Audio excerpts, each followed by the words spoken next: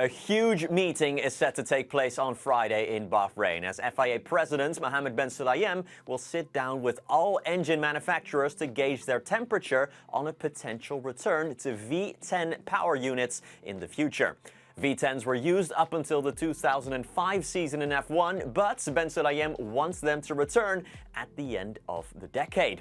And we want you to return to the future videos as well, so if you like what you see here, please consider hitting the old subscribe button down below and hit the like as well. If you can, it helps us out a lot. Next year, new generation V6 hybrids will make their entrance in F1 with 50% of the power coming from the combustion engine and 50% electrical power. They are set to stay until the end of 2030, but Ben Sulayem, who championed the new hybrid era, now wants to change course within that time frame. The race reports that he wants to implement the V10s in 2028 or 29 and will discuss the matter with the 5 engine manufacturers on Friday. Red Bull and Ferrari are understood to be the biggest supporters of the return to V10 power, while Honda and Audi seem to be against the idea. Mercedes, the race reports, are on the fence as of now. We'll have to wait and see what comes of the meeting and what direction the sport heads in after.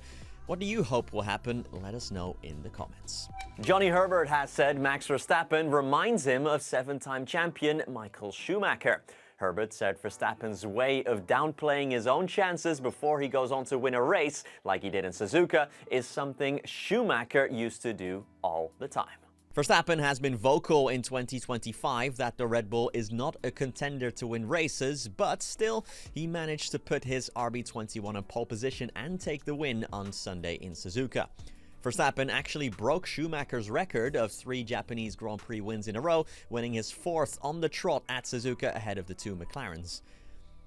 Quote, "It was interesting that before the race, Max Verstappen came out with a very Michael Schumacher-esque comment, which was, 'I don't have a chance this weekend.' And that's exactly what I remember Michael used to do.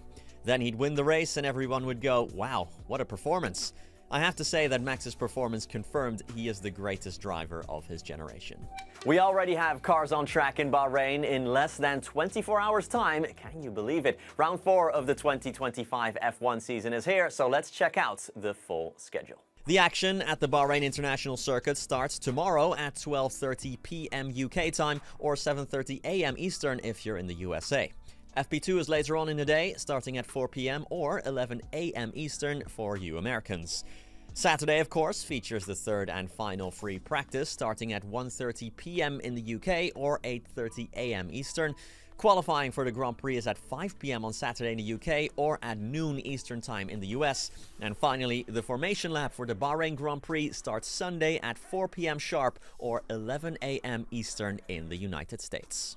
Now you know when free practice is. There is some more news regarding FP1 as there will be 5 rookies taking part in it.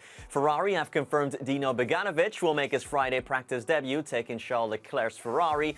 Fred Vesti will be in George Russell's Mercedes, while former F2 champion Felipe Drugovich takes the Aston Martin of Fernando Alonso. But we're not done there, as Ayumu Iwasa will take place in Max Verstappen's RB21. And finally, Luke Browning will get an outing for Williams in Carlos Sainz's car. Well, that's it from me today. I'll be back tomorrow. I'll see you then.